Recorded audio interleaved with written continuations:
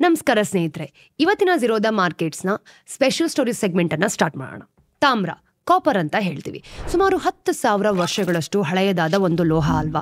ವೈರ್ಗಳಾಗಿರ್ಬೋದು, ಕೇಬಲ್ಗಳು, electric ವಾಹನಗಳು, ಅಷ್ಟೇ ಯಾಕೆ ಸೆಮಿ ಕಂಡಕ್ಟರ್ಗಳು, ರೈಲ್ಗಳು, ವಿಮಾನಗಳು, ಈ ಎಲ್ಲದರಲ್ಲೂ ಕೂಡ ತಾಮ್ರವನ್ನ ಬಳಸ್ತಾರೆ. ಹೆಚ್ಚುತ್ತಿರೋ ಬೇಡಿಕೆಯಿಂದಾಗಿ ಕಳೆದ 5 ವರ್ಷಗಳಲ್ಲಿ ತಾಮ್ರದ ಬೆಲೆನ ನೀವು ನೋಡಿದ್ರೆ ಡಬಲ್ ಆಗಿದೆ. ಜುಲೈ 2020 ಇದರಲ್ಲಿ ತಾಮ್ರ ಪ್ರತಿ ಕೆಜಿಗೆ 450 ರೂಪಾಯಿಗಳಲ್ಲಿ ವಹಿವಾಟನ್ನು ನಡೆಸ್ತಿತ್ತು. ಇವತ್ತು ಸುಮಾರು 900 ರೂಪಾಯಿ ಪ್ರತಿ ಕೆಜಿಗೆ ಆಗಿರೋದು, ಅಂದ್ರೆ ಆಸುಪಾಸ್ನಲ್ಲಿ ಆಗ್ತಾ ಇದೆ. ತಾಮ್ರ ನಮ್ಮ ಭವಿಷ್ಯಕ್ಕೆ ಅಷ್ಟೊಂದು ಮುಖ್ಯವಾಗಿದೆ ಅಂತಂದ್ರೆ ಇದನ್ನ ನ್ಯೂ ಆಯಿಲ್ ಅಂತಾನೆ ಕರೆಯಲಾಗ್ತಾ ಇದೆ. 2035 ವೇಳೆಗೆ ನಾವು ನೋಡೋದಾದ್ರೆ ತಾಮ್ರದ ಪೂರೈಕೆಯಲ್ಲಿ ಅಂದ್ರೆ ಸಪ್ಲೈನಲ್ಲಿ ದೊಡ್ಡ ಕೊರತೆ ಕೂಡ ಉಂಟಾಗಬಹುದು. ಇದನ್ನ ಅಂದ್ರೆ ಎಲ್ಲ ವಿಶ್ಲೇಷಕರು ಕೂಡ ಈ ರೀತಿ ಒಂದು ಅಭಿಪ್ರಾಯವನ್ನ ಪಟ್ಟಿರೋದು. ಹಾಗಾದ್ರೆ ಬೆಲೆಗಳು ಇನ್ನೂ ಹೆಚ್ಚಾಗತ್ತೆ. ಇವತ್ತು ಈ ವಿಡಿಯೋದಲ್ಲಿ ನಾವು ತಾಮ್ರದ ಬಗ್ಗೆ ಆಳವಾಗಿ ಅರ್ಥ ಮಾಡ್ಕೊಳ್ಳೋಣ.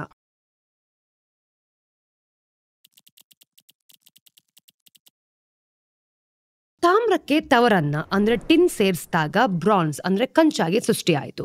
ಇದು ಕೃಷಿ ಉಪಕರಣಗಳಾಗಿರ್ಬೋದು, ಆಯುಧಗಳು ಮತ್ತೆ ಒಂದು ವಾಸ್ತುಶಿಲ್ಪವನ್ನ ಕೂಡ ಬದಲಾಯಿಸುತ್ತೆ.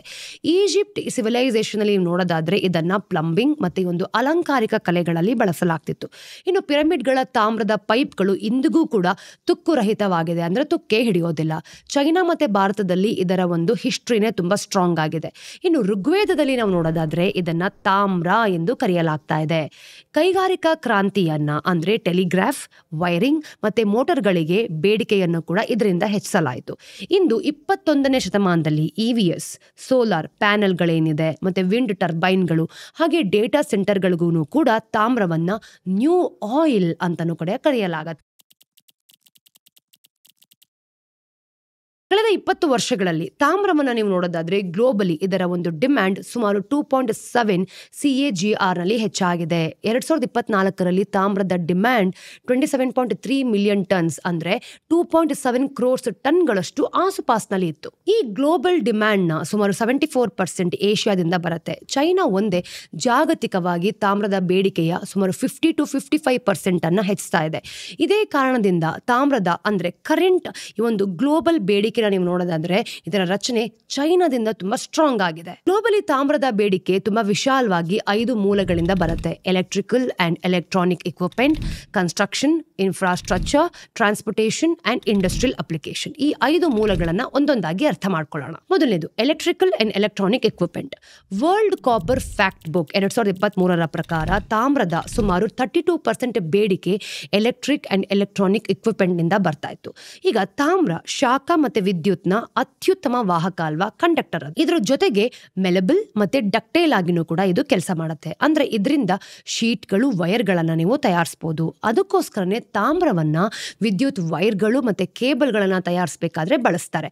ಫಾರ್ ಎಕ್ಸಾಂಪಲ್ ಭಾರತದಲ್ಲಿ ಈ ಒಂದು ಪಾಲಿ ಕ್ಯಾಬ್ ಅಂತ ಏನ್ ಹೇಳ್ತೀವಿ, ಅದು ಈ ಒಂದು KEI ಇಂಡಸ್ಟ್ರೀಸ್ ನಂತಹ ವೈರ್ ಮತ್ತೆ ಕೇಬಲ್ ಕಂಪನಿಗಳಿಗೆ ತಾಮ್ರನೇ ಅತಿ ದೊಡ್ಡ ಅಂದ್ರೆ ಕಾಸ್ಟ್ ಡ್ರೈವರ್ ಆಗಿರೋದು. ಈ ಕಂಪನಿಗಳ ಒಟ್ಟು ಕಾಸ್ಟ್ ಅನ್ನು ನೀವು ನೋಡೋದಾದ್ರೆ ಸುಮಾರು 45 to 50% ಕೇವಲ ತಾಮ್ರದಿಂದನೇ ಆಗಿರತ್ತೆ. ಈಗ ಪವರ್ ಟ್ರಾನ್ಸ್ಮಿಷನ್ ಕೇಬಲ್ಗಳು. ಕಟ್ಟಡಗಳನ್ನ ಕಟ್ಟಬೇಕಾದ್ರೆ ವೈರಿಂಗ್ ಏನಿರುತ್ತೆ ಅದು ಎಲೆಕ್ಟ್ರಿಕಲ್ ಕನೆಕ್ಟರ್ಗಳು ಮತ್ತೆ ಎಲ್ಲೆಲ್ಲಿ ಈ ಒಂದು ವಿದ್ಯುತ್ ಬೇಕೋ ಅಲ್ಲಿ ತಾಮ್ರ ಖಂಡಿತವಾಗ್ಲೂ ಇದ್ದೇ ಇರುತ್ತೆ. ಕೇವಲ ವೈರಿಂಗ್ ಮಾತ್ರ ಅಲ್ಲ, ಸೆಮಿ ಕಂಡಕ್ಟರ್ಗಳ ಚಿಪ್ಗಳು ಅಂತ ಏನ್ ಹೇಳ್ತೀವಿ ಅದು ಹೈಟೆಕ್ ಡೇಟಾ ಸೆಂಟರ್ಗಳಲ್ಲೂ ಕೂಡ ತಾಮ್ರವನ್ನ ಹೆಚ್ಚಾಗಿ ಬಳಸ್ತಾರೆ.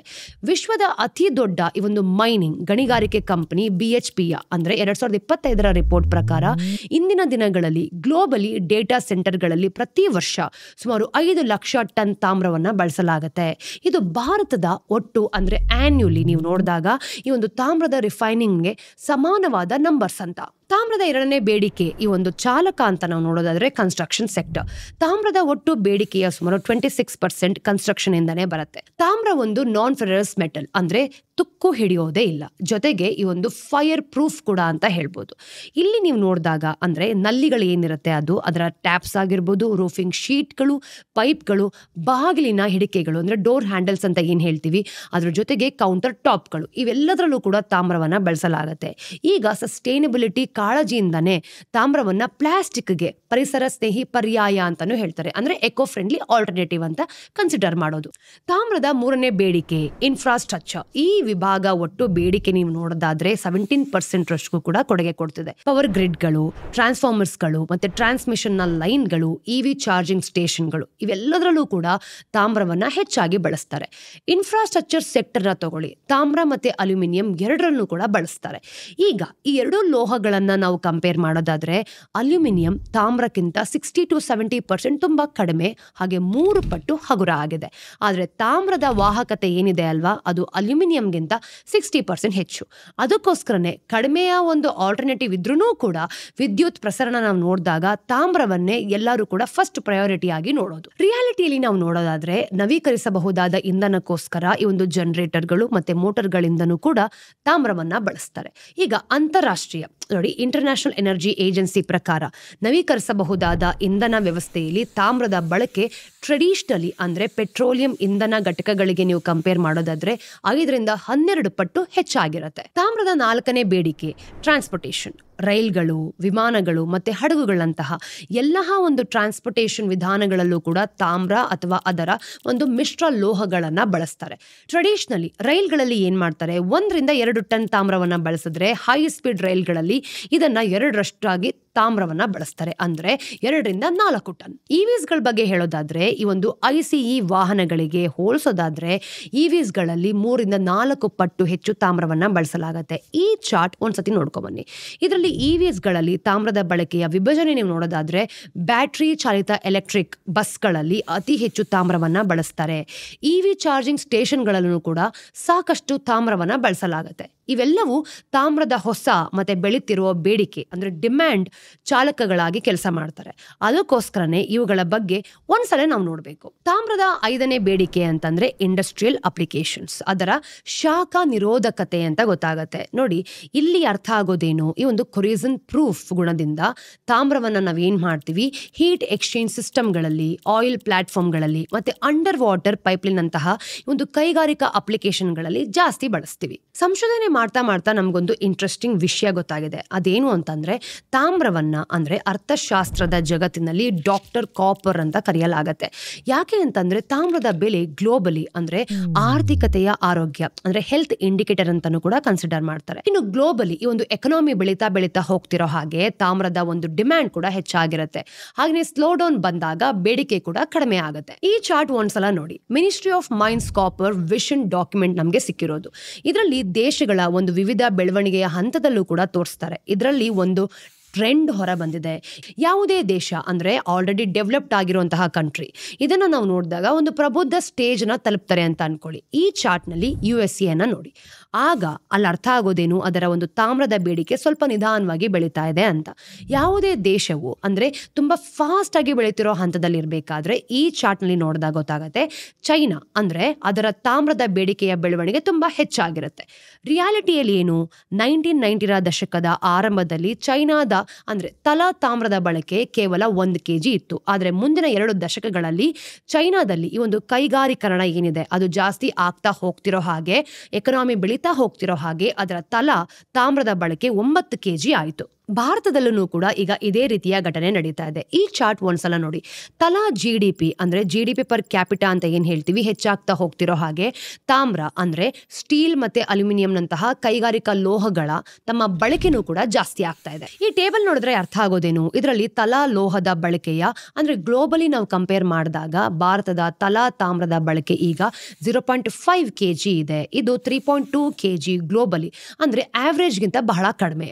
ಸ್ಪಷ್ಟವಾಗಿ ಇಲ್ಲಿ ಅರ್ಥ ಆಗೋದೇನು, ಭವಿಷ್ಯದಲ್ಲಿ ಸಾಕಷ್ಟು ಹೆಚ್ಚಾಗಬಹುದು. ಕಳೆದ 3 ವರ್ಷಗಳಲ್ಲಿ ಭಾರತದ ತಾಮ್ರದ ಡಿಮ್ಯಾಂಡ್ 20% CAGR ನಲ್ಲಿ ಹೆಚ್ಚಾಗಿದೆ. 2024ರ ಫೈನಾನ್ಷಿಯಲ್ ಇಯರ್ ನ ಒಂದು ತಮ್ಮ ತಾಮ್ರದ ಬೇಡಿಕೆ ನೀವು ನೋಡಿದಾಗ 17 ಲಕ್ಷ ಟನ್ಗಳಷ್ಟಿತ್ತು. ಅಂದ್ರೆ ಅರ್ಬನೈಸೇಷನ್ ಹೆಚ್ಚಾಗಿ ಅಂದ್ರೆ ಹೈಯರ್ ಡಿಸ್ಪೋಸಬಲ್ ಇನ್ಕಮ್ ಆಗಿರೋದ್ರಿಂದ ಸರ್ಕಾರ ತನ್ನ ಒಂದು ಮೂಲ ಸೌಕರ್ಯ ಹಾಗೆ ಕೈಗಾರಿಕಾ ಉತ್ತೇಜನವನ್ನ ತಮ್ಮ ತಾಮ್ರದ ಬೇಡಿಕೆಯಲ್ಲೂ ಕೂಡ ಜಾಸ್ತಿ ಮಾಡಿದೆ. ಭಾರತದಲ್ಲಿ ಅತಿ ಹೆಚ್ಚು ತಾಮ್ರದ ಬೇಡಿಕೆ ಏನೋ ಇದೆ ಸುಮಾರು 43%.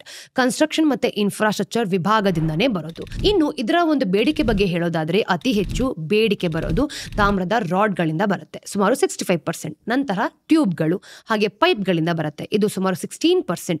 ಹಾಗೆ ನಂತರ ಈ ಒಂದು ರೋಲ್ಡ್ ಮಿಲ್ಸ್ಗಳಂತ ಏನ್ ಹೇಳ್ತೀವಿ ಅದರಿಂದ 9%. 2030 ವೇಳೆಗೆ ಭಾರತದ ಒಂದು ತಾಮ್ರದ ಡಿಮ್ಯಾಂಡ್ ಏನಿದೆ 30 ರಿಂದ 33 ಲಕ್ಷ ಟನ್ಗಳಿಗೆ ತಲುಪಬಹುದು ಅಂತ ಎಲ್ಲರೂ ಕೂಡ ಎಕ್ಸ್ಪೆಕ್ಟ್ ಮಾಡ್ತಿದ್ದಾರೆ. ಜೊತೆಗೆ 2047 ವೇಳೆಗೆ ಸುಮಾರು 1 ಲಕ್ಷ ಅಂದ್ರೆ ಕೋಟಿ ಟನ್ಗಳಿಗೂ ಕೂಡ ಇದು ತಲುಪಬಹುದು. ಒಟ್ಟಾರೆ ಹೇಳೋದಾದ್ರೆ ತಾಮ್ರದ ಬೇಡಿಕೆ ವೇಗವಾಗಿ ಹೆಚ್ಚಾಗ್ತಿದೆ. AI ನಿಂದ ಹಿಡಿದು EV ನವರೆಗೆ, ಡೇಟಾ ಸೆಂಟರ್ಗಳಿಂದ ಹಿಡಿದು ಸೋಲಾರ್ ಪ್ಯಾನ್ಗಳವರೆಗೆ ತಾಮ್ರ ಎಲ್ಲೆಡೆ ಕೂಡ ಬಳಕೆ ಆಗ್ತಿದೆ. 2050 ವೇಳೆಗೆ ನೀವು ನೋಡೋದಾದ್ರೆ ತಾಮ್ರ ಅಂದ್ರೆ ಗ್ಲೋಬಲಿ ಇದರ ಒಂದು ಡಿಮ್ಯಾಂಡ್ ವರ್ಷಕ್ಕೆ 5 ಕೋಟಿ ಟನ್ಗಳು ತಲುಪಬಹುದು ಅಂತಾನೂ ಕೂಡ ಎಕ್ಸ್ಪೆಕ್ಟ್ ಮಾಡ್ತಿದ್ದಾರೆ. ಕರೆಂಟ್ಲಿ ಈ ನಂಬರ್ಸ್ ವರ್ಷಕ್ಕೆ 2.73 ಕೋಟಿ ಟನ್ಗಳಷ್ಟಿದೆ. ಆದ್ರೆ ಇಷ್ಟು ತಾಮ್ರ ಎಲ್ಲಿಂದ ಬರುತ್ತೆ? ನಮ್ಮಲ್ಲಿ ಅಷ್ಟು ತಾಮ್ರದ ಪೂರೈಕೆ ಇದೆಯಾ? ಈಗ ಅರ್ಥ ಮಾಡ್ಕೊಳ್ಳೋಣ. ಆನಲಿಸ್ಟ್ಗಳ ಪ್ರಕಾರ 2035 ತಾಮ್ರದ ಪೂರೈಕೆಯಲ್ಲಿ 30% ಕೊರತೆ ಉಂಟಾಗತ್ತಂತೆ. ಯಾಕೆ ಹೀಗೆ? ಈ ಪ್ರಶ್ನೆಗೆ ಸರಿಯಾಗಿ ಉತ್ತರಿಸೋದಕ್ಕೆ ನಾವು ತಾಮ್ರದ ಪೂರೈಕೆ ಅಂದ್ರೆ ಸಪ್ಲೈ ಸೈಡ್ ಬಗ್ಗೆ ಗಮನ ಹರಿಸೋಣ. ತಾಮ್ರದ ಸಪ್ಲೈ ಚೈನ್ ಮೊದಲ ಹೆಜ್ಜೆ ಅಂತಂದ್ರೆ ಸೋರ್ಸಿಂಗ್. ತಾಮ್ರ ಮುಖ್ಯವಾಗಿ 2 ಮೂಲಗಳಿಂದ ಬರುತ್ತೆ, ಪ್ರೈಮರಿ ಸೋರ್ಸಸ್ ಮತ್ತೆ ಸೆಕೆಂಡರಿ ಸೋರ್ಸಸ್. ಪ್ರೈಮರಿ ಸೋರ್ಸಸ್ ಅಂತ ಅಂದ್ರೆ ಮೈನಿಂಗ್, ಇದರಿಂದ ಒಟ್ಟು ತಾಮ್ರದ ಸುಮಾರು 68% ಪೂರೈಕೆ ಆಗುತ್ತೆ. ಸೆಕೆಂಡರಿ ಸೋರ್ಸ್ ನಲ್ಲಿ ತಾಮ್ರ ಸ್ಕ್ರಾಪ್ ಅನ್ನ ರೀಸೈಕಲ್ ಮಾಡಿಕೊಂಡು ತಾಮ್ರವನ್ನ ಅದರಿಂದ ಹೊರತೆಗೆಯುತ್ತಾರೆ. ಈ ಮೂಲದಿಂದ ನೀವು ನೋಡೋದಾದ್ರೆ ಸುಮಾರು 32% ಪೂರೈಕೆ ಬರುತ್ತೆ. ಎರಡೂ ಮೂಲಗಳು ವಿವರವಾಗಿ ಇಲ್ಲಿ ಅರ್ಥ ಆಗುತ್ತೆ ನೋಡಿ. ಮೊದಲು ಗಣಿಗಾರಿಕೆ ಅಂದ್ರೆ ಪ್ರೈಮರಿ ಸೋರ್ಸ್ ಬಗ್ಗೆ ನೋಡೋಣ. ಯುನೈಟೆಡ್ ಸ್ಟೇಟ್ಸ್ ಜಿಯೋಲಾಜಿಕಲ್ ಸರ್ವೆ ಪ್ರಕಾರ 2023 ತಾಮ್ರದ ಒಟ್ಟು ಸಂಪನ್ಮೂಲಗಳು ಅಂದ್ರೆ ರಿಸೋರ್ಸಸ್ ಅಂತ ಏನ್ ಹೇಳ್ತೀವಿ ಸುಮಾರು 560 ಕೋಟಿ ಟನ್ಗಳಷ್ಟಿತ್ತು. ಆದ್ರೆ ಇದರಲ್ಲಿ ಪ್ರಾಫಿಟಬಲ್ ಆಗಿ ನಾವು ನೋಡೋದಾದ್ರೆ ಅದನ್ನ ಹೊರ ತೆಗಿಬೇಕು ಅಂದ್ರೂ ಕೂಡ ಪ್ರಾಫಿಟಬ್ಲಿ ಎಕ್ಸ್ಟ್ರಾಕ್ಟಬಲ್ ರಿಸರ್ವ್ಸ್ ಏನಿರುತ್ತೆ ಅದು ಕೇವಲ 100 ಕೋಟಿ ಟನ್ಗಳಷ್ಟು ಮಾತ್ರ. ಅಂದ್ರೆ ಒಟ್ಟು ಸಂಪನ್ಮೂಲಗಳ ಸುಮಾರು 18% ಮಾತ್ರ ಲಾಭದಾಯಕವಾಗಿ ಗಣಿಗಾರಿಕೆ ಮಾಡಬಹುದು ಅಂತ ತೋರಿಸ್ತಿರೋದು. ಕ್ಯಾಲೆಂಡರ್ನ ವರ್ಷ 2024 2.3 ಕ್ರೋರ್ಸ್ ಟನ್ಗಳಷ್ಟು ಗಣಿಗಾರಿಕೆ ಮಾಡಲಾಗ್ತಿತ್ತು. ಕಳೆದ 5 ವರ್ಷಗಳಲ್ಲಿ ತಾಮ್ರದ ಗಣಿ ಉತ್ಪಾದನೆ ನೀವು ನೋಡಿದ್ರೆ 2.43% CAGR ನಲ್ಲಿ ಬೆಳೆದೋಗಿದೆ. ಇದು ಗ್ಲೋಬಲಿ ತಾಮ್ರದ ಬೇಡಿಕೆಯನ್ನ 2.7% CAGR ಗಿಂತ ಕಡಿಮೆ ಅಂತ ಗೊತ್ತಾಗುತ್ತೆ. ಇನ್ನು ಸೌತ್ ಅಮೆರಿಕನ್ ಖಂಡದಲ್ಲಿರೋ ಈ ಒಂದು ಚೀಲಿ ಇದೆ ಗೊತ್ತಾ, ಇದು ಕರಾವಳಿ ದೇಶದಿಂದಲೇ ವಿಶ್ವದ ಅತಿ ಹೆಚ್ಚು ಗಣಿಗಾರಿಕೆಯ ತಾಮ್ರವನ್ನ ಹೊರತೆಗೆಯಲಾಗುತ್ತೆ. ಚಿಲಿ ಒಂದೇ ಜಾಗತಿಕ ಅಂದ್ರೆ ಗ್ಲೋಬಲಿ ಉತ್ಪಾದನೆಯ 23% ಅನ್ನ ಉತ್ಪಾದನೆ ಮಾಡುತ್ತೆ. ತಾಮ್ರದ ಗಣಿಗಾರಿಕೆ ಅಂತ ಬಂದಾಗ ಚಿಲಿಯ GDPಗೆ ಸುಮಾರು 13.6% ಅಷ್ಟು ಕೊಡುಗೆಯನ್ನ ನೀಡುತ್ತೆ. ಹಾಗಾಗಿ ಇದು ಚಿಲಿಗೆ ಬಹಳಷ್ಟು ಮುಖ್ಯವಾದ ನೈಸರ್ಗಿಕ ಸಂಪನ್ಮೂಲ ಅಂತ ಹೇಳ್ಬೋದು. ಇನ್ನು ಭಾರತದ ಬಗ್ಗೆ ಹೇಳೋದಾದ್ರೆ ಭಾರತದಲ್ಲಿ ಸುಮಾರು 160 ಈ ಒಂದು ಕ್ರೋರ್ಸ್ ಟನ್ಗಳ ತಾಮ್ರದ ಸಂಪನ್ಮೂಲಗಳಿದೆ. ಆದ್ರೆ ಇವುಗಳಲ್ಲಿ ಕೇವಲ 9.8% ಅಂದ್ರೆ 16.4 ಕ್ರೋರ್ಸ್ ಟನ್ಗಳಷ್ಟು ಮಾತ್ರ ನಿಕ್ಷೇಪಗಳಿದೆ ಅಂತ. ಅಂದ್ರೆ ಒಂದ್ಸಲ ಯೋಚನೆ ಮಾಡಿ, ಭಾರತದಲ್ಲಿ ಒಟ್ಟು ಅಂದ್ರೆ ಗ್ಲೋಬಲಿ ಈ ಒಂದು ರಿಸೋರ್ಸಸ್ ನೀವು ನೋಡೋದಾದ್ರೆ ಸುಮಾರು 16% ಇದೆ.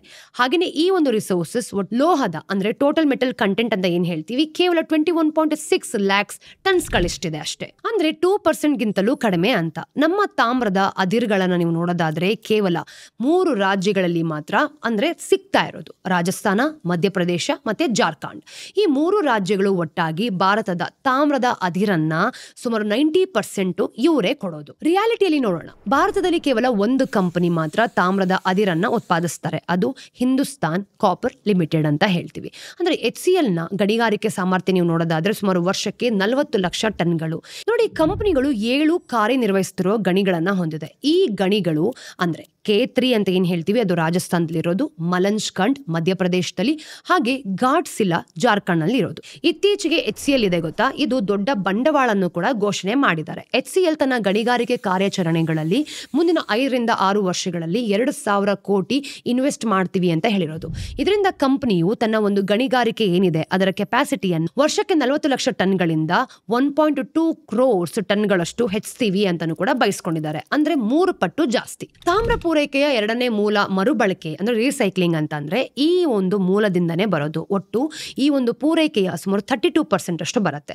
ಪ್ರತಿ ವರ್ಷ ಗ್ಲೋಬಲಿ ನೀವು ನೋಡೋದಾದ್ರೆ ಸುಮಾರು 8.5 ಮಿಲಿಯನ್ ಟನ್ಗಳ ತಾಮ್ರವನ್ನ ರೀಸೈಕ್ಲಿಂಗ್ ಮಾಡಲಾಗುತ್ತೆ. ಇನ್ನೊಂದು ಕಡೆ ಈ ಒಂದು ರೀಸೈಕ್ಲಿಂಗ್ ಏನಿದೆ ವಿಶೇಷತೆ ಅಂದ್ರೆ ಏನ್ ಗೊತ್ತಾ, ಈ ಒಂದು ಮರುಬಳಕೆ ಮಾಡೋದ್ರಿಂದ ತಾಮ್ರದ ಗುಣಮಟ್ಟ ಮತ್ತೆ ಗಣಿಗಾರಿಕೆಯ ಒಂದು ತಾಮ್ರದ ಗುಣಮಟ್ಟ ಏನಿರುತ್ತೆ ಅದು ಒಂದೇ ಅಂತ ತೋರಿಸುತ್ತೆ. ಈಗ ಬೆಳ್ಳಿನ ತಗೊಳ್ಳೋಣ, ಭಿನ್ನವಾಗಿರುತ್ತೆ. ಮರುಬಳಕೆಯ ಬೆಳ್ಳಿನ ನೀವು ನೋಡಿದಾಗ ಗುಣಮಟ್ಟ ಸ್ವಲ್ಪ ಕಡಿಮೆ ಆಗಿರುತ್ತೆ. ಜೊತೆಗೆ ಮರುಬಳಕೆಯ ಒಂದು ಶಕ್ತಿ ನೀವು ನೋಡಿದಾಗ ಇದರ ಒಂದು ಎನರ್ಜಿ ಎಫಿಷಿಯಂಟ್ ಕಡಿಮೆ ಅಂತ ಅನಿಸ್ಬೋದು.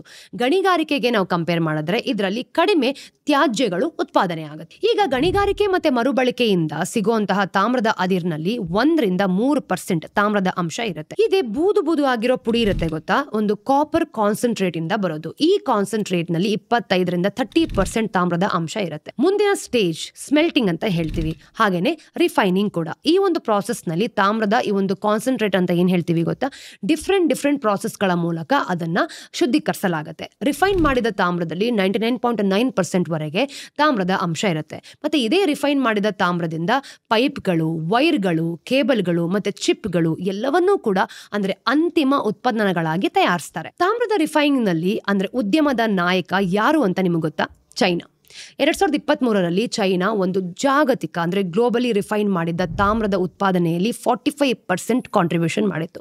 ವಿಶ್ವದ ಅತಿ ದೊಡ್ಡ ತಾಮ್ರದ ರಿಫೈನರಿಗಳಲ್ಲಿ 7 ಅಂದ್ರೆ ಚೈನಾದಿಂದಲೇ ಇದೆ. 20ನೇ ಶತಮಾನದ ಮೊದಲಾರ್ಧದಲ್ಲಿ US ತಾಮ್ರದ ಮಾರ್ಕೆಟ್ನಲ್ಲಿ ತುಂಬಾ ಸ್ಟ್ರಾಂಗ್ ಆಗಿ ಡಾಮಿನೇಟ್ ಮಾಡ್ತಿತ್ತು. ಆದ್ರೆ ಈಗ ಚೈನಾ ಎಲ್ಲವನ್ನೂ ಕೂಡ ಹಿಂದಿಟ್ಟು ಮುಂದೆ ಇದೆ. ನೋಡಿ, ಇಂಟ್ರೆಸ್ಟಿಂಗ್ ಫ್ಯಾಕ್ಟರ್ ಏನ್ ಗೊತ್ತಾ, ಈ ಒಂದು ಸೆಕ್ಟರ್ ನಲ್ಲಿ ಅಂತಿಮವಾಗಿ ಡಾಮಿನೇಟ್ ಮಾಡ್ತಿರೋ ಕಂಟ್ರಿ ಅಂತಂದ್ರೆ ಅದು ಚೈನಾ ಮಾತ್ರ. ಚೈನಾ ತಾಮ್ರ ಕಾನ್ಸಂಟ್ರೇಟ್ ಅನ್ನ ತುಂಬಾ ಕಡಿಮೆ ಬೆಲೆಗೆ ಇಂಪೋರ್ಟ್ ಮಾಡ್ಕೊಳ್ಳುತ್ತೆ. ವಾಸ್ತವವಾಗಿ ಚೈನಾ ತಾಮ್ರದ ಅದಿರು ಮತ್ತೆ ಕಾನ್ಸಂಟ್ರೇಟ್ ಗಳ ಅತಿ ದೊಡ್ಡ ಇಂಪೋರ್ಟ್ ಮಾಡೋರು. ಚೈನಾದ ನಂತರ ಈ ಒಂದು ಇಂಪೋರ್ಟ್ ಮಾಡಿದ ತಾಮ್ರವನ್ನ ತನ್ನ ರಿಫೈನರಿಗಳಲ್ಲಿ ರಿಫೈನ್ ಮಾಡಿ ಇತರ ದೇಶಗಳಿಗೆ ಹೆಚ್ಚಿನ ಬೆಲೆಗೆ ಮಾರಾಟ ಮಾಡುತ್ತೆ. ಇದರಿಂದ ಅಂತಿಮವಾಗಿ ಚೈನಾವೇ ತಾಮ್ರವನ್ನ ಬಳಸಬಹುದಾದ ರೂಪಕ್ಕೆ ತಗೊಂಡ್ ಕೊಡತ್ತೆ. ಹಾಗೇನೆ ಈ ಕ್ಷೇತ್ರವನ್ನ ಅಂದ್ರೆ ಇಂಡೈರೆಕ್ಟ್ ಆಗಿ ಜಾಸ್ತಿಯಾಗಿ ಡಾಮಿನೇಟ್ ಮಾಡ್ತಿರುವಂತಹ ಕಂಟ್ರಿ ಚೈನಾನೇ. ಕೇವಲ ರಿಫೈನಿಂಗ್ ಮಾತ್ರ ಅಲ್ಲ, ಚೈನಾ ಈಗ ಆಫ್ರಿಕಾದಲ್ಲೂ ತಾಮ್ರದ ಈ ಒಂದು ಎಕ್ಸ್ಪ್ಲೋರೇಷನ್ ಏನಿದೆ ಹಾಗೆ ಮೈನಿಂಗ್ ನ ಕೂಡ ಮಾಡ್ತಿದೆ. ಜೊತೆಗೆ ಇದೆಲ್ಲವೂ ಕಳೆದ 10 ವರ್ಷಗಳಲ್ಲಿ ಮಾತ್ರ ನಡೆದಿರೋದು. ಇಂದಿನ ದಿನಗಳಲ್ಲಿ ಈ ಒಂದು ಚೈನೀ ನಂಬರ್ಸ್ ಗಳನ್ನ ನೀವು ನೋಡೋದಾದ್ರೆ ಆಫ್ರಿಕನ್ ಗಣಿಗಾರಿಕೆಯ ಉತ್ಪಾದನೆ 8% ಅನ್ನ ಕಂಟ್ರೋಲ್ ಮಾಡುತ್ತೆ. ಈ ನಂಬರ್ಸ್ ಭವಿಷ್ಯದಲ್ಲಿ ಹೆಚ್ಚಾಗಬಹುದು ಕೂಡ. ಡೆಮೊಕ್ರೆಟಿಕ್ ರಿಪಬ್ಲಿಕ್ ಆಫ್ ಕಾಂಗೋದಲ್ಲಿ ಚೀನಿ ಸಂಸ್ಥೆಗಳು ತಾಮ್ರ ಮತ್ತೆ ಕೊಬಾಲ್ಟ್ ಗಣಿಗಾರಿಕೆಯ ಸುಮಾರು 72% ಅನ್ನ ಕಂಟ್ರೋಲ್ ಮಾಡುತ್ತೆ. ಈ ವಿಸ್ತರಣೆಯಿಂದ ನೀವು ನೋಡೋದಾದ್ರೆ ಚೈನಾ ಚಿಲಿ ಮತ್ತೆ ಪೆರು ಮೇಲಿನ ಈ ಒಂದು ಇಂಪೋರ್ಟ್ ಡಿಪೆಂಡೆನ್ಸಿಯನ್ನ ಕಡಿಮೆ ಮಾಡ್ಕೊಳ್ಳೋದಕ್ಕೂ ಬಯಸ್ತಿದ್ದಾರೆ ಅಂತ ಗೊತ್ತಾಗುತ್ತೆ. ಇಂದಿನ ದಿನಗಳಲ್ಲಿ ಚೈನಾದ ಒಟ್ಟು ತಾಮ್ರದ ಒಂದು ಕಾನ್ಸಂಟ್ರೇಟ್ ಇಂಪೋರ್ಟ್ ಅಲ್ಲಿ ನೀವು ನೋಡೋದಾದ್ರೆ 50% ಗಿಂತ ಹೆಚ್ಚು ಚಿಲಿ ಮತ್ತೆ ಪೆರುಗಳಿಂದನೇ ಬರ್ತಿರೋದು.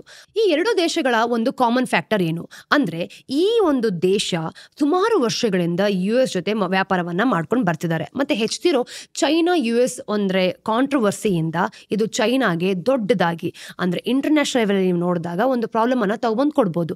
ಹಾಗಾಗಿ ಚೈನಾ ಈಗ ಡೈವರ್ಸಿಫೈ ಮಾಡೋದಕ್ಕೂ ಕೂಡ ಮುಂದೆ ಬರ್ತಾ ಇದೆ. ಇನ್ನು ಭಾರತದ ಬಗ್ಗೆ ಹೇಳೋದಾದ್ರೆ ನಾನು ಅವಾಗಲೇ ಹೇಳಿರೋ ಹಾಗೆ ನಮ್ಮ ತಾಮ್ರದ ಬೇಡಿಕೆ 2047ರ ವೇಳೆಗೆ 1 ಕೋಟಿ ಟನ್ಗಳಿಗೆ ತಲುಪಬಹುದು. ಮತ್ತೆ ಈ ಬೇಡಿಕೆಯಲ್ಲಿ ನೀವು ನೋಡಿದಾಗ ಪೂರೈಸಬೇಕು ಅಂತ ಪ್ರತಿ ವರ್ಷ 5 ವರ್ಷಗಳಲ್ಲಿ ತಮ್ಮ ಒಂದು ರಿಫೈನಿಂಗ್ ಕೆಪಾಸಿಟಿಯನ್ನ 10 ಲಕ್ಷ ಟನ್ಗಳಷ್ಟು ಸೇರಿಸಬೇಕು. ಆದ್ರೆ ಇಂದಿನ ದಿನಗಳಲ್ಲಿ ನಾವು ನಮ್ಮ ತಾಮ್ರದ ಬೇಡಿಕೆಯನ್ನು ನೀವು ನೋಡಿದಾಗ 50% ಗಿಂತ ಹೆಚ್ಚು ಅಂದ್ರೆ ಆಮದುಗಳ ಇಂಪೋರ್ಟ್ಗಳ ಮೂಲಕ ನಾವು ಪೂರೈಸ್ತಾ ಇದ್ದೀವಿ. ಇನ್ನು ತಾಮ್ರ ಈ ಒಂದು ಕಾನ್ಸಂಟ್ರೇಟ್ ಗೋಸ್ಕರನೇ ನಾವು 90% ಈ ಡಿಮ್ಯಾಂಡ್ ಏನಿದೆ ಅದನ್ನ ಇಂಪೋರ್ಟ್ ಮಾಡ್ಕೊಳ್ಬೇಕಾಗತ್ತೆ. ನಮ್ಮಲ್ಲಿ ಅಂದ್ರೆ ಗ್ಲೋಬಲಿ ನೀವು ನೋಡಿದಾಗ ತಾಮ್ರದ ಈ ಒಂದು ರಿಸೋರ್ಸಸ್ ಕೇವಲ 0.31% ಅಷ್ಟು ಅಂದ್ರೆ ಇಷ್ಟೇ ಶೇರ್ಸ್ ಇರೋದು. ಭಾರತ ಅತಿ ಹೆಚ್ಚು ತಾಮ್ರದ ರಿಸೋರ್ಸ್ ಅನ್ನ ಇಂಡೋನೇಷ್ಯಾದಿಂದ ಇಂಪೋರ್ಟ್ ಮಾಡ್ಕೊಳ್ಳುತ್ತೆ, ಸುಮಾರು 27%. ಇದಾದ್ಮೇಲೆ ಚಿಲಿ ಮತ್ತೆ ಪೆರು ಇಂದ ಬರುತ್ತೆ. ಜೊತೆಗೆ ಚೈನಾದಿಂದನೂ ಕೂಡ ದೊಡ್ಡದಾಗಿ ಬರ್ಬೋದು. ಅಂದ್ರೆ 2020 ಪ್ಯಾಂಡಮಿಕ್ ಆದ್ಮೇಲೆ ಚೈನಾದಿಂದ ನಾವ್ ಏನ್ ತಗೊಳ್ಳೋದಕ್ಕೂ ಕೂಡ ಹಿಂದೆ ಮುಂದೆ ನೋಡ್ತಿದೀವಿ, ಯಾಕೆಂದ್ರೆ ಅಪಾಯ ಆಗ್ಬೋದು ಅಂತ. ಅಂದ್ರೆ ಈ ಒಂದು ತಾಮ್ರದ ರಿಸೋರ್ಸ್ ನಲ್ಲಿ ಈ ಒಂದು ಇಂಪೋರ್ಟ್ ಡಿಪೆಂಡೆನ್ಸಿ ಕಡಿಮೆ ಮಾಡಬೇಕು ಅಂತ ನಮ್ಮ ಸರ್ಕಾರ ಏನ್ ಮಾಡ್ತಿದೆ, ಎಕ್ಸ್ಪ್ಲೋರೇಷನ್ ಇನಿಷಿಯೇಟಿವ್ಸ್ ಗಳನ್ನ ತಗೊಳ್ತಿದೆ.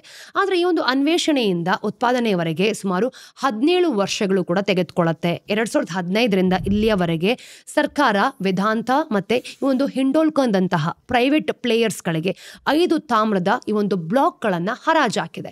ಇವುಗಳ ಉತ್ಪಾದನೆ ಮುಂದಿನ 10 ವರ್ಷಗಳಲ್ಲಿ ಶುರುವಾಗುವ ಒಂದು ಎಕ್ಸ್ಪೆಕ್ಟೇಷನ್ಸ್ ಕೂಡ ಇಟ್ಕೊಂಡಿದ್ದಾರೆ. ಆದ್ರೆ ಯಾವಾಗ್ಲೂ ಕೂಡ ಹೀಗಿರೋದಿಲ್ಲ. 2018ಕ್ಕಿಂತ ಮೊದಲು ವೇದಾಂತ ಕಂಪನಿಯು ತಮಿಳುನಾಡಿನ ಅಂದ್ರೆ ಸ್ಟೆರ್ಲೈಟ್ ಕಾಪರ್ ಸ್ಮೆಲ್ಟಿಂಗ್ ಪ್ಲಾಂಟ್ ಅಂತ ಏನ್ ಹೇಳ್ತೀವಿ ಅದನ್ನ ಹೊಂದಿತ್ತು. ಇನ್ನು ಈ ಒಂದು ಸ್ಟೆರ್ಲೈಟ್ ರಿಫೈನಿಂಗ್ ಕೆಪಾಸಿಟಿ ನೀವು ನೋಡೋದಾದ್ರೆ ವರ್ಷಕ್ಕೆ 4 ಲಕ್ಷ ಟನ್ಗಳಷ್ಟಿತ್ತು. ಜೊತೆಗೆ ಇದು ಗ್ಲೋಬಲಿ ಅಂದ್ರೆ ವರ್ಲ್ಡ್ ನ 7ನೇ ಅತಿ ದೊಡ್ಡ ತಾಮ್ರದ ಸ್ಮೆಲ್ಟರ್ ಆಗಿತ್ತು ಕೂಡ. ಭಾರತವು ಟಾಪ್ 10 10 ರಿಫೈನರ್ ಅಂತ ಏನ್ ಬರ್ತೀವಿ ಅದರ ಒಂದು ಕಾಪರ್ ಉತ್ಪಾದಕರಲ್ಲಿ ಒಂದಾಗಿತ್ತು ಕೂಡ. ಆದ್ರೆ 2018ರಲ್ಲಿ ಈ ಒಂದು ಪರಿಸರದ ಕಾಳಜಿಯಿಂದಾನೇ ತಮಿಳುನಾಡು ಏನ್ ಮಾಡ್ತು, ಪೊಲ್ಯೂಷನ್ ಅನ್ನ ಕಂಟ್ರೋಲ್ ಮಾಡಬೇಕು ಅಂತ ಈ ಘಟಕವನ್ನ ಪರ್ಮನೆಂಟ್ ಆಗಿ ಮುಚ್ಚಾಕ್ತು. ಅಂದಿನಿಂದ ಇಂದಿನವರೆಗೆ ನೀವು ನೋಡೋದಾದ್ರೆ ತಾಮ್ರದ ರಿಫೈನಿಂಗ್ ಕೆಪಾಸಿಟಿ ಬಹಳಷ್ಟು ಕುಸಿತೋಗಿದೆ. FY18ರಲ್ಲಿ ಭಾರತ ಏನ್ ಮಾಡ್ತು, 8.4 lakhs ಟನ್ಸ್ ಅಷ್ಟು ತಾಮ್ರವನ್ನ ಉತ್ಪಾದಿಸ್ತಿದ್ರೆ FY25ನಲ್ಲಿ ಅದು 5.73 lakhs ಟನ್ಗಳಿಗೆ ಇಳಿದೋಗಿದೆ. ಮತ್ತು ಇದು ಕೇವಲ ರಿಫೈನ್ಡ್ ಕಾಪರ್ ಮಾತ್ರ. ಇನ್ನು ಡೊಮೆಸ್ಟಿಕ್ ಅನ್ವೇಷಣೆ ಜೊತೆಗೆ ನಾವು ಆಫ್ರಿಕಾದಲ್ಲೂ ಕೂಡ ತಾಮ್ರದ ಅನ್ವೇಷಣೆಯನ್ನ ನಡೆಸ್ತಾ ಇದ್ದೀವಿ. ಇತ್ತೀಚೆಗಷ್ಟೇ ಈ ಒಂದು ಸರ್ಕಾರ ಏನ್ ಮಾಡ್ತು, ತಾಮ್ರ ಮತ್ತೆ ಕೊಬಾಲ್ಟ್ ಅನ್ವೇಷಣೆಗೋಸ್ಕರನೇ ಜಾಂಬಿಯಾದಲ್ಲಿ 9,000 ಚದರ ಕಿಲೋಮೀಟರ್ಗಳ ಭೂಮಿಯನ್ನ ಸ್ವಾಧೀನಪಡಿಸಿಕೊಂಡಿದೆ. ಕೆಲವು ರಿಪೋರ್ಟ್ಸ್ ಗಳ ಪ್ರಕಾರ ಚಿಲಿಯ ಇವು ಕೊಡಾಲ್ಕೋ ಅಂತ ಏನ್ ಹೇಳ್ತೀವಿ, ಹಾಗೆ ಆಸ್ಟ್ರೇಲಿಯಾದ BHP ಅಂತಹ ವಿದೇಶಿ ಅಂದ್ರೆ ಇಂಟರ್ನ್ಯಾಷನಲ್ ಕಂಪನೀಸ್ ಗಳಿಗೆ ಭಾರತದಲ್ಲಿ ರಿಫೈನರಿಗಳನ್ನ ಸ್ಥಾಪಿಸೋದಕ್ಕೆ ಪ್ರೋತ್ಸಾಹ ಕೊಡ್ತಿದ್ದಾರೆ ಅಂತ ಹೇಳಲಾಗುತ್ತೆ. ಬದಲಾಗಿ ಭಾರತೀಯ ಸರ್ಕಾರ ಅಂದ್ರೆ ಸಂಸ್ಥೆಗಳನ್ನ ಈ ಕಂಪನಿಗಳ ಜೊತೆಗೆ ಈ ಒಂದು ಫಾರಿನ್ ಗಣಿಗಾರಿಕೆ ಅಂತ ಏನ್ ಹೇಳ್ತೀವಿ ಗೊತ್ತಾ, ಆ ಒಂದು ಯೋಜನೆಗಳಲ್ಲಿ ಇನ್ವೆಸ್ಟ್ ಮಾಡಬಹುದು. ಈ ಕಂಪನಿಗಳು ಒಪ್ಕೊಂಡ್ರೆ ಭಾರತದ ತಾಮ್ರದ ಈ ಒಂದು ಮೂಲ ಸೌಕರ್ಯ ಬಹಳಷ್ಟು ಎಲ್ಲೋ ಒಂದ್ ಕಡೆ ಸುಧಾರಿಸತ್ತೆ. ರಿಫೈನ್ಡ್ ಕಾಪರ್ ಉತ್ಪಾದನೆಯನ್ನ ಹೆಚ್ಚಿಸೋದಕ್ಕೋಸ್ಕರ ಭಾರತದ ಈ ಒಂದು ತಾಮ್ರದ ಪ್ಲೇಯರ್ಸ್ ಅನ್ನ ನೀವು ನೋಡಿದಾಗ ಬಂಡವಾಳಗಳನ್ನು ಜಾಸ್ತಿ ಹಾಕ್ತಿದ್ದಾರೆ. ಈ ಟೇಬಲ್ ನ ಒಂದ್ಸಲ ನೋಡಿ. ಇದರಲ್ಲಿ ಭಾರತದ ಪ್ರಮುಖ ಈ ಒಂದು ತಾಮ್ರದ ಪ್ಲೇಯರ್ಸ್ ಏನಿದ್ದಾರೆ ಇದರ ಬಂಡವಾಳಗಳ ಯೋಜನೆಗಳನ್ನ ಸಂಕ್ಷಿಪ್ತವಾಗಿ ಹೇಳಲಾಗ್ತಿದೆ. ಹಿಂಡಾಲ್ಕೋ 2,000 ಕೋಟಿ ರೂಪಾಯಿಗಳ ತಾಮ್ರ ಮತ್ತೆ ಈ ಒಂದು ತ್ಯಾಜ್ಯ ಮರುಬಳಕೆ ಅಂತ ಏನ್ ಹೇಳ್ತೀವಿ ಆ ಘಟಕಗಳನ್ನ ಸ್ಥಾಪಿಸೋದಕ್ಕೆ ಯೋಜನೆಯನ್ನ ಹೊಂದಿದೆ. ವೇದಾಂತವನ್ನ ನೀವು ನೋಡೋದಾದ್ರೆ ಸೌದಿ ಅರೇಬಿಯಾದಲ್ಲಿ ವರ್ಷಕ್ಕೆ 1.25 lakhs ಟನ್ಸ್ಗಳಷ್ಟು ರಾಡ್ ಘಟಕಗಳನ್ನ ಸ್ಥಾಪಿಸ್ತಿದೆ. ಇನ್ನು ಜಾಂಬಿಯಾದಲ್ಲಿ ಅವರ ತಾಮ್ರದ ಗಣಿಯೊಂದು ಅಂದ್ರೆ ಕಾರ್ಯಾಚರಣೆ ಆಗ್ತಿದೆ ಅಂತಾನು ಕೂಡ ತೋರಿಸ್ತಿದ್ದಾರೆ. ಇನ್ನು 2024ರಲ್ಲಿ ಅದಾನಿ ಗ್ರೂಪ್ ಏನ್ ಮಾಡ್ತಿದೆ, ಗುಜರಾತ್ನ ಮುಂದ್ರಾದಲ್ಲಿ ಅಂದ್ರೆ ಗ್ರೀನ್ ಫೀಲ್ಡ್ ತಾಮ್ರ ರಿಫೈನರಿಯನ್ನು ಕೂಡ ಸ್ಥಾಪಿಸ್ತಿದೆ. ಅಂದ್ರೆ ಸ್ಟೇಜ್ 1 ಈ ಘಟಕದ ಕಾರ್ಯಾಚರಣೆ ನೀವು ನೋಡೋದಾದ್ರೆ ಕೆಪಾಸಿಟಿ ವರ್ಷಕ್ಕೆ 5 ಲಕ್ಷ ಟನ್ಗಳು. ಆದ್ರೆ 2029ರ ವೇಳೆಗೆ 5 ಲಕ್ಷ ಟನ್ ಸಾಮರ್ಥ್ಯವನ್ನ ಇನ್ನೂ ಹೆಚ್ಚಿಸುವಂತಹ ಎಕ್ಸ್ಪೆಕ್ಟೇಷನ್ಸ್ ಇಟ್ಕೊಂಡಿದ್ದಾರೆ. ಅದಾನಿ ಈ ಒಂದು ವಿಸ್ತರಣೆಯನ್ನ ಸಕ್ಸಸ್ಫುಲ್ ಮಾಡ್ಕೊಂಡ್ರೆ ಇದು ವಿಶ್ವದ ಅತಿ ದೊಡ್ಡ ಸಿಂಗಲ್ ಲೊಕೇಶನ್ ಕಸ್ಟಮರ್ ಸ್ಮೆಲ್ಟರ್ ಆಗ್ಬೋದು. ಇನ್ನು JSW ಗ್ರೂಪ್ ನೀವು ನೋಡೋದಾದ್ರೆ ಒಡಿಸ್ಸಾದಲ್ಲಿ ವರ್ಷಕ್ಕೆ 5 ಲಕ್ಷ ಟನ್ ಕೆಪಾಸಿಟಿ ಇರೋ ತಾಮ್ರದ ರಿಫೈನರಿಯನ್ನ ಸ್ಥಾಪಿಸುವಂತಹ ಯೋಜನೆಯನ್ನು ಕೂಡ ಹೊಂದ್ಕೊಂಡಿದೆ. ಹಾಗಾಗಿ ತಾಮ್ರದ ಒಂದು ಸಪ್ಲೈ ಚೈನ್ ಬಗ್ಗೆ ಹೇಳೋದಾದ್ರೆ ಅದು ಸಾಕಷ್ಟು ಇಂಟರ್ ಕನೆಕ್ಟೆಡ್ ಆಗಿದೆ. ಫಾರ್ ಎಕ್ಸಾಂಪಲ್ ಪೆರುನಲ್ಲಿ ಗಣಿಗಾರಿಕೆ ಮಾಡಿದ ಒಂದು ತಾಮ್ರದ ಅದಿರನ್ನ ನೀವು ನೋಡೋದಾದ್ರೆ ಚೈನಾದಲ್ಲಿ ರಿಫೈನ್ ಮಾಡಲಾಗುತ್ತೆ. ಇನ್ನು ವಿಯಟ್ನಾಂ ಅಲ್ಲಿ ಅದರಿಂದ ವೈರ್ ಗಳನ್ನ ತಯಾರಿಸಲಾಗುತ್ತೆ. ಅದಾದ್ಮೇಲೆ ಭಾರತದಲ್ಲಿ ಅದನ್ನ ಪವರ್ ಕೇಬಲ್ ರೂಪದಲ್ಲಿ ಸ್ಥಾಪಿಸಲಾಗುತ್ತೆ. ಈ ಸಪ್ಲೈ ಚೈನ್ ನ ಯಾವುದೇ ಹಂತದಲ್ಲಿ ಅಡಚಣೆ ಉಂಟಾಯಿತು ಅಂತ ಅನ್ಕೊಳ್ಳಿ ಅಂದ್ರೆ ಇಡೀ ವಿಶ್ವದ ಪೂರೈಕೆ ಮೇಲೆ ಪರಿಣಾಮ ಬೀಳ್ಬೋದು, ವಿಶೇಷವಾಗಿ ಭಾರತದ ಮೇಲೆ. ಯಾಕೆ ಅಂತಂದ್ರೆ ನಾವು ಇಂಪೋರ್ಟ್ಗಳ ಮೇಲೆ ಡಿಪೆಂಡ್ ಆಗಿದ್ದೀವಿ. ತಾಮ್ರದ ಸಪ್ಲೈ ಚೈನ್ ಅಲ್ಲಿ ನೀವು ನೋಡೋದಾದ್ರೆ ನಾವು 4 ಪ್ರಮುಖ ಸವಾಲ್ಗಳನ್ನ ಎದುರಿಸ್ತಾ ಇದ್ದೀವಿ. ಪಾರ್ಟ್ 3 ತಾಮ್ರದ ಸಪ್ಲೈ ಚೈನ್ ನಲ್ಲಿ ಇರುವಂತಹ ಸವಾಲ್ಗಳು. ನೋಡಿ, ಮೊದಲ ಚಾಲೆಂಜ್ ಏನು ಅಂತಂದ್ರೆ ಕೆಲವು ದೇಶಗಳಲ್ಲಿ ಈ ಒಂದು ಡಿಮ್ಯಾಂಡ್ ಸಪ್ಲೈ ಕಾನ್ಸಂಟ್ರೇಷನ್ ಇರುತ್ತೆ ಅಲ್ವಾ, ಅದು ಚಿಲಿ, ಪೆರು ಮತ್ತೆ ಆಸ್ಟ್ರೇಲಿಯಾ ಗ್ಲೋಬಲಿ ನೀವು ನೋಡೋದಾದ್ರೆ ಇದರ ಅದಿರು ಉತ್ಪಾದನೆಯಲ್ಲಿ ಪ್ರಾಬಲ್ಯವನ್ನ ಸಾಧಿಸಿದರೆ ಹೌದು.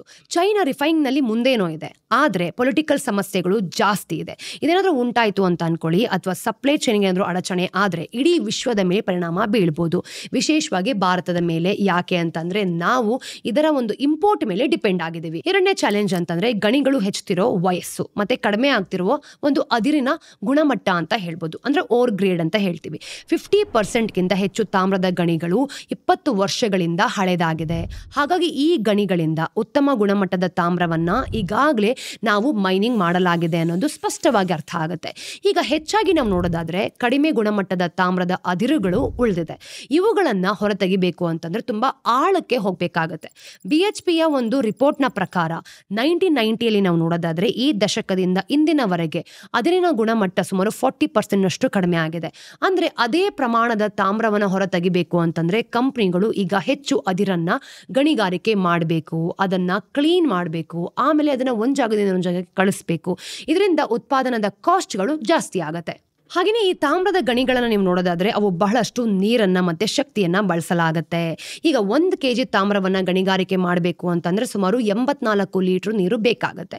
ಬಹುಶಃ ಅದಕ್ಕೋಸ್ಕರ ಚಿಲಿ ಮತ್ತೆ ಪೆರುನಂತಹ ಪ್ರಮುಖ ದೇಶಗಳನ್ನ ನೀವು ನೋಡಿದಾಗ ತಾಮ್ರ ಉತ್ಪಾದಿಸ್ತಿದೆ ಅಲ್ವಾ, ಇಲ್ಲಿ ಬರಗಾಲ ಜಾಸ್ತಿ ಆಗತ್ತೆ, ಹಾಗೆ ನೀರಿನ ಕೊರತೆ ಕೂಡ ಉಂಟಾಗತ್ತೆ. ಇದೇ 3ನೆಯ ಚಾಲೆಂಜ್. ಅತಿ ಹೆಚ್ಚು ನೀರು ಮತ್ತೆ ಶಕ್ತಿಯ ಅವಶ್ಯಕತೆ ಇಲ್ಲಿದೆ. ಈಗ ನೀವು ಯೋಚನೆ ಮಾಡ್ತಿರ್ಬೋದು, ಗಣಿಗಾರಿಕೆಯಿಂದ ತಾಮ್ರವನ್ನ ಹೊರತೆಗೆಯುವುದು ಕಷ್ಟ ಮತ್ತೆ ಪರಿಸರಕ್ಕೂ ಕೂಡ ಹಾನಿಯಾಗತ್ತೆ. ಆಗತ್ತೆ ಅನ್ನೋದಾದ್ರೆ ಅದನ್ನ ರೀಸೈಕ್ಲಿಂಗ್ ಮಾಡ್ಬೋದಲ್ಲ. ನೋಡಿ, ಇಲ್ಲಿ ಅರ್ಥ ಆಗೋದೇನು, ತಾಮ್ರ 100% ಮರುಬಳಕೆ ಮಾಡ್ಬೋದಾದ್ರೂ ಕೂಡ ಅದರಲ್ಲಿ ಒಂದು ಸಮಸ್ಯೆ ಇದೆ. ತಾಮ್ರವನ್ನ ಹೆಚ್ಚಾಗಿ ಉಪಕರಣಗಳು, ನಿರ್ಮಾಣ ಮತ್ತೆ ಮೂಲ ಸೌಕರ್ಯಗಳಲ್ಲಿ ಬಳಸ್ತಾರೆ, ಹೌದು ಅಲ್ವಾ? ಅಂದ್ರೆ ಈ ಒಂದು ಲೈಫ್ ಸೈಕಲ್ ನೀವು ನೋಡಿದಾಗ ಇದು ಮುಗಿದ ನಂತರನೇ ಆ ತಾಮ್ರವನ್ನ ರೀಸೈಕಲ್ ಮಾಡ್ಬೋದು. ಈ ಎಲ್ಲಾ ಉತ್ಪನ್ನಗಳನ್ನ ನೀವು ನೋಡಿದಾಗ 20-40 ವರ್ಷಗಳವರೆಗೆ ಬಾಳಿಕೆ ಬರುತ್ತೆ. ಅದರಿಂದ ಮರುಬಳಕೆ ಮಾಡಬೇಕಾದ್ರೆ ಇಲ್ಲಿ ಸ್ವಲ್ಪ ಸಮಯ ಖಂಡಿತವಾಗ್ಲೂ ಹಿಡಿಯತ್ತೆ. ಇದೇ 4ನೆಯ ಚಾಲೆಂಜ್, ಅಂದ್ರೆ ಲಾಂಗ್ ರೀಸೈಕ್ಲಿಂಗ್ ಸೈಕಲ್ ಅಂತ ಹೇಳ್ತೀವಿ. ಇನ್ನು ಫ್ಯೂಚರ್ ನಲ್ಲಿ ತಾಮ್ರದ ಈ ಒಂದು ಸಪ್ಲೈ ಚೈನ್ ನೀವು ನೋಡಿದಾಗ ಕೊರತೆ ಉಂಟಾದ್ರೆ ಇಡೀ ವಿಶ್ವಕ್ಕೆ ಕ್ಲೀನ್ ಎನರ್ಜಿಯ ಗುರಿಗಳನ್ನ ಪೂರೈಸೋದಕ್ಕೆ ಕಷ್ಟ ಆಗತ್ತೆ. ಸೆಮಿಕಂಡಕ್ಟರ್ಗಳು, ಡೇಟಾ ಸೆಂಟರ್ಸ್ಗಳು, ಇವಿಸ್ಗಳು ಇವೆಲ್ಲವನ್ನ ನಾವು ನೋಡಿದಾಗ ಉತ್ಪಾದನೆಯ ಮೇಲೆ ಅಂದ್ರೆ ಪ್ರಶ್ನಾರ್ಥಕ ಚಿಹ್ನೆ ಬೀಳ್ಬೋದು. ಹಾಗಾಗಿ ನಾವು ಸಾಧ್ಯವಾದಷ್ಟು ಬೇಗ ತಾಮ್ರದ ಪೂರೈಕೆಯನ್ನ ಹೆಚ್ಚಿಸಬೇಕು ಅಥವಾ ಆಲ್ಟರ್ನೇಟಿವ್ಸ್ ಅನ್ನ ಹುಡ್ಕೊಳ್ಬೇಕು. ತಾಮ್ರದ ಉತ್ಪಾದನೆ ತುಂಬಾ ಎಫಿಷಿಯನ್ಸಿ ಇರೋ ರೀತಿ ನಡ್ಕೊಳ್ಬೇಕು. ಹಾಗೆ ಇದೊಂದು ಜಾಸ್ತಿ ದಕ್ಷವಾಗಿ ನಡೀತಿರೋ ಹಾಗೆ ಟೆಕ್ನಾಲಜಿಯಲ್ಲೂ ಕೂಡ ನಾವು ಇನ್ವೆಸ್ಟ್ ಮಾಡಬೇಕಾಗತ್ತೆ. ತಾಮ್ರದ ಸ್ಟೋರಿಯನ್ನ ನೀವು ನೋಡಿದ್ರಲ್ವಾ, ನಿಮ್ಗೆ ಇದ್ರ ಬಗ್ಗೆ ಏನ್ ಅನ್ಸ್ತಿದೆ? ಹಾಗೆ ನಿಮ್ಮ ಒಪಿನಿಯನ್ ಏನು? ಈಗ ಪೂರೈಕೆಯನ್ನ ನಾವು ಮುಂದೆ ಮಾಡ್ತಿದೀವಿ ಅಂತಂದ್ರೆ ಇದರಲ್ಲಿ ನಾವು ಸಕ್ಸಸ್ಫುಲ್ ಆಗ್ತೀವಾ ಅಥವಾ ಇದ್ರ ಬಗ್ಗೆ ನಾವೇನಾದ್ರೂ ಆಲ್ಟರ್ನೇಟಿವ್ಸ್ ಅನ್ನ ಹುಡ್ಕೊಳ್ಬೇಕಾ? ನಮ್ಮ ದೇಶ ಏನಾದ್ರೂ ಇದರಲ್ಲಿ ಆಲ್ಟರ್ನೇಟಿವ್ಸ್ ಅನ್ನ ಹುಡ್ಕೊಂಡಿಲ್ಲ ಅಂತಂದ್ರೆ ಮುಂದೆ ನಾವು ಇದರಲ್ಲಿ ತುಂಬಾ ಹೆಚ್ಚಾಗಿ ಪ್ರಾಬ್ಲಮ್ ಅನ್ನ ಅನುಭವಿಸುವಂತಹ ಸಿಚುವೇಶನ್ ಬರುತ್ತೆ. ಯಾಕೆ ಅಂತಂದ್ರೆ ಭಾರತ ತಾಮ್ರದ ಇಂಪೋರ್ಟ್ ನಲ್ಲಿ ಬೇಕಾದಷ್ಟು ಡಿಪೆಂಡ್ ಆಗಿದ್ದೀವಿ. ಸೊ ಈ ವಿಡಿಯೋ ಬಗ್ಗೆ ನಿಮ್ಗೆ ಏನ್ ಅನ್ಸ್ತು ಅನ್ನೋದನ್ನ ನಮಗೆ ಕಮೆಂಟ್ ಸೆಕ್ಷನ್ ಅಲ್ಲಿ ತಿಳಿಸಿ. ಹಾಗೆ ವಿಡಿಯೋ ಇಷ್ಟ ಆದಲ್ಲಿ ಲೈಕ್ ಮಾಡಿ, ಶೇರ್ ಮಾಡಿ, ಸಬ್ಸ್ಕ್ರೈಬ್ ಮಾಡಿ. ಮತ್ತಷ್ಟು ಇನ್ಫಾರ್ಮೇಟಿವ್ ವಿಡಿಯೋಸ್ ಒಂದಿಗೆ ನಾನು ನಿಮ್ಗೆ ಮುಂದಿನ ವಿಡಿಯೋಲಿ ಸಿಗ್ತೀನಿ. ಅಲ್ಲಿ ತನಕ ಟೇಕ್ ಕೇರ್. ನಾನು ನಿಮ್ಮ analyst Chandana Gowda, signing off.